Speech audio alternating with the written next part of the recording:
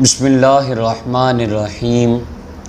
آج ایک اہم مسئلہ پر کچھ دلائل کی روشنی میں چند معروضات عرض کروں گا۔ ہر تیسرا بندہ چوتھے بندے کو کہتا ہے تو رافضی ہو گیا، رافضی ہو گیا۔ لوگ پوچھتے ہیں، میں ساہیوال میں تھا، ایک دوست کہنے لگا یہ رافضی کیا ہوتے ہیں؟ نبی اکرم صلی اللہ علیہ وسلم نے اپنی حدیث مبارکہ میں روافض کے فتنے کی آپ نے تنبیہ فرمائی تھی اپنے صحابہ کرام کو کہ ایک جماعت جن کا نام رافضی ہوگا،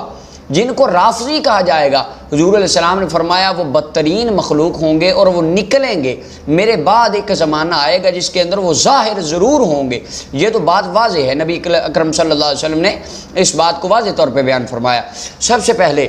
یہ امام بخاری رحمۃ اللہ علیہ کی کتاب ہے التاریخ الکبیر۔ امام بخاری، جس طرح صحیح بخاری امام بخاری کی کتاب ہے، عین اسی طرح یہ بھی امام بخاری کی کتاب ہے۔ اس کی پہلی جلد ہے، اس کا صفحہ نمبر 280 ہے۔ اس پر جناب علی المرتضی رضی اللہ تعالیٰ عنہ خود روایت کرتے ہیں، ان علی رضی اللہ عنہ عن نبی صلی اللہ علیہ وسلم قال، جناب مولا علی المرتضی فرماتے ہیں نبی اکرم صلی اللہ علیہ وسلم نے ارشاد فرمایا، یکون قوم نبذهم الرافضہ، فرمایا ان قریب قوم ہوگی، قوم آئے گی، اس کو رافضی کہا جائے گا۔ امام بخاری رحمۃ اللہ علیہ اس حدیث کو لکھتے ہیں،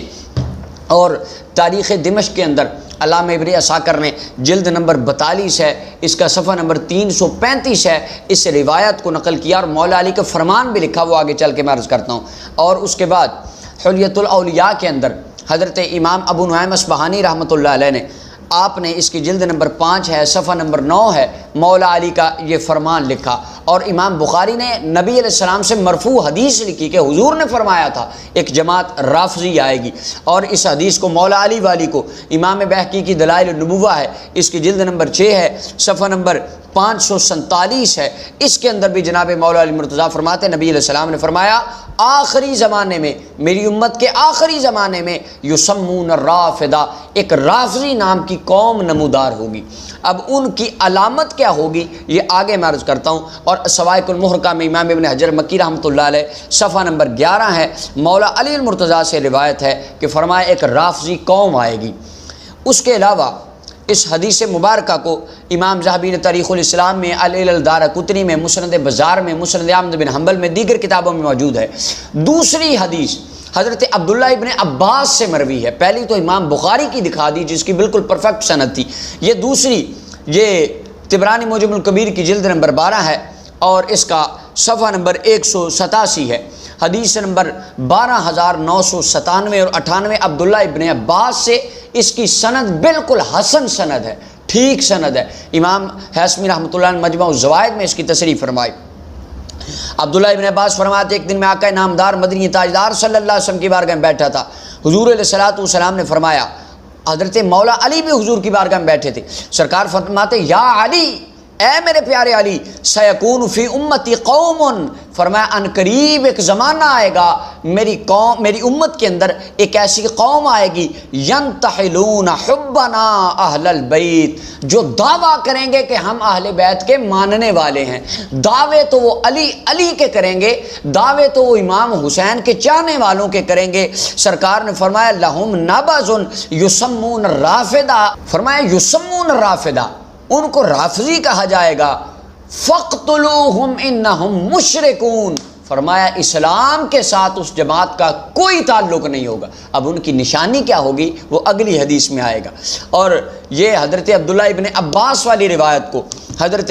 علامہ ہندی نے کنز الامال کے اندر نقل فرمایا، اس کی جلد نمبر 1 ہے، صفحہ نمبر 124، حدیث نمبر 1124 ہے، حضرت عبداللہ ابن عباس اس حدیث کو روایت فرماتے ہیں۔ اور اس کے علاوہ امام دارمی رحمۃ اللہ علیہ مسند الفردوس کے اندر جلد نمبر 5 ہے، صفحہ نمبر 452 ہے، اور حدیث نمبر 8716 ہے، عبداللہ ابن عباس رضی اللہ عنہ اس حدیث کو بیان فرماتے ہیں۔ اس کے علاوہ جناب سیدہ طیبہ طاہرہ زاہدہ عابدہ راکعہ نیرہ منورہ سیدہ فاطمہ الزہرا سلام اللہ علیہ، آپ نے اس حدیث مبارکہ کو خود بیان فرمایا۔ رسول اللہ کی لخت جگر سیدہ فاطمہ نے خود اس حدیث کو بیان کیا۔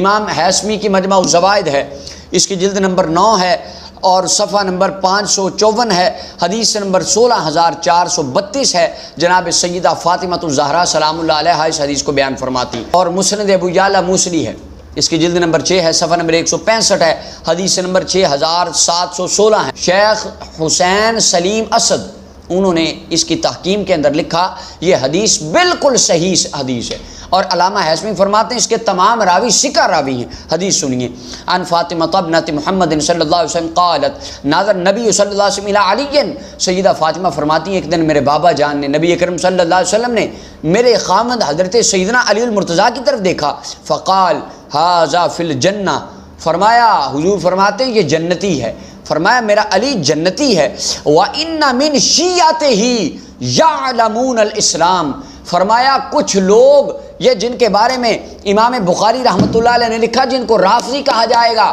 سرکار فرماتے ہیں اس کے شیعوں میں سے اپنے آپ کو شیعہ کہیں گے وہ لوگ، فرمایا یعلمون الاسلام، وہ اسلام کو جانتے ہوں گے، ثم یرفضونہ،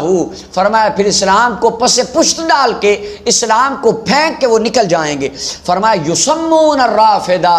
اب یہ تشریح آ گئی نبی اکرم صلی اللہ علیہ وسلم کے فرمان کی، فرمایا اپنے آپ کو کہتے تو شیعہ ہوں گے کہ ہم شیعان علی ہیں، فرمایا لوگوں نہ ان کی بات نہ ماننا، یسمون الرافضہ، وہ رافضی ہوں گے جن کے بارے میں حضور نے فرمایا فلیقتلہم انہم مشرکون، فرمایا اسلام سے ان لوگوں کا کوئی تعلق نہیں ہوگا، طرح طرح کے کفریات بکنے والے ہوں گے، اور خود جناب مولا علی المرتضیٰ نے اس بات کو بیان فرمایا۔ یہ علامہ ابن عساکر تاریخ دمشق کے اندر بیان کرتے ہیں، جلد نمبر 42 ہے، صفحہ نمبر 335، جناب مولا علی المرتضیٰ فرماتے ہیں اس کے اندر بھی بالکل وہی الفاظ جو مسند ابو یعلا موصلی کی صحیح سند کے اندر موجود ہیں۔ قال علی، مولا علی فرماتے ہیں لوگوں ینتحلون حبنا اہل البیت، وہ لوگ دعویٰ کریں گے کہ ہم اہل بیت اطہار کے بڑے چاہنے والے ہیں، ہم تو جی بڑے ماننے والے ہیں۔ مولا علی فرماتے ہیں ولیسوا کذالک، میرے ماننے والوں یاد رکھ لو حالانکہ وہ دل کے منافق ہوں گے، دل کے جھوٹے ہوں گے، دعویٰ تو کریں گے میری محبت کا لیکن ان کے دل میں علی کا پیار نہیں ہوگا۔ اب ان کی نشانی کیا ہوگی، وہ لوگ کون لوگ ہوں گے، ان کے بارے میں تھوڑی سی وضاحت یہ حلیۃ الاولیاء میں امام ابو نعیم نے کی۔ مولا علی فرماتے ہیں حضور علیہ السلام نے فرمایا تھا تفترق هذه الامہ علی 73 فرقہ، امت 73 فرقوں میں بٹ جائے گی، شرها فرقۃ تنتحل حبنا وتفارق امرنا، فرمایا ان میں سے بدترین مخلوق وہ ہوگی جو ہماری محبت کا دم تو بھرے گی لیکن ہمارے والے کام نہیں کرے گی۔ آج کتنے مجلسیں پڑھنے والے ہیں جن کے چہرے پہ پوری مولا علی کی سنت کے مطابق داڑھی ہے، مولا علی امامہ باندھ کے خطبہ جمعہ دیتے تھے، یہ ننگے سر دیتے ہیں۔ مولا علی نے ساری زندگی ایک مرتبہ تماچا بھی نہیں مارا سینے پہ، یہ خون نکالتے ہیں، مولا علی والا کام کون سا کرتے ہیں؟ اور مولا علی مرتضیٰ نے فرمایا وہ بدترین مخلوق ہوں گے، ہماری چاہت کا دعویٰ تو کریں گے لیسوا کذالک، ایسا نہیں ہوگا، وآیۃ ذالک انہم یشتمون ابا بکر و عمر، فرمایا ان کی نشانی یہ ہوگی ابو بکر و عمر کو گالیاں بکنے والے ہوں گے۔ اور میرے مصطفیٰ نے فرمایا انہم مشرکون، ان کا اسلام سے کوئی تعلق نہیں ہوگا، ان کو مسلمان نہ سمجھنا جو ابو بکر و عمر کو گالیاں دے، سرکار فرماتے اس کا اسلام سے کوئی تعلق نہیں۔ مولا علی فرماتے میرا اس سے کوئی تعلق نہیں۔ حضرت علامہ ابن حجر حیتمی مکی رحمۃ اللہ علیہ اس کے اندر فرماتے ہیں کہ جب جناب علی المرتضیٰ کو حضور علیہ السلام نے یہ بات بتلائی تو حضرت علی عرض کرتے ہیں یا رسول اللہ مل علامۃ فیہم، ان کی نشانی کیا ہوگی؟ تو سرکار فرماتے ہیں یطعنون علی السلف، میرے تمام صحابہ کے بارے میں گالیاں بکنے والے ہوں گے۔ ایک جگہ پہ فرمایا کہ مولا علی خود فرماتے ہیں، فرمایا ابو بکر و عمر کو گالیاں دیں گے، دوسری طرف سرکار نے فرمایا میرے کسی صحابی کی عزت ان سے محفوظ نہیں رہے گی، کسی بھی صحابی کو گالیاں بک سکتے ہوں گے۔ سرکار علیہ السلام نے واضح طور پہ اعلان فرما دیا، فرمایا جو میرے ابو بکر، میرے عمر یا میرے کسی صحابی کو گالی دے، فرمایا وہ رافضی ہے، اور مولا علی نے فرمایا اس کا مجھ سے کوئی تعلق نہیں، سرکار نے فرمایا ان کا اسلام سے کوئی تعلق نہیں۔ لہٰذا آج اہل سنت و جماعت کا سچا اور سچا نظریہ یہ ہے مصطفیٰ کے تمام صحابہ کا ادب اور حضور کی اہل بیت اطہار کے ہر فرد کی محبت اپنے دل میں بسائے بیٹھے ہیں۔ اللہ نے ان کی محبت کی وجہ سے اہل سنت کے سینوں کو مدینہ بنایا ہوا ہے۔ اللہ تعالی ہمیں ان روافض کے فتنوں سے بچنے کی توفیق عطا فرمائے۔ وآخر دعوانا الحمدللہ رب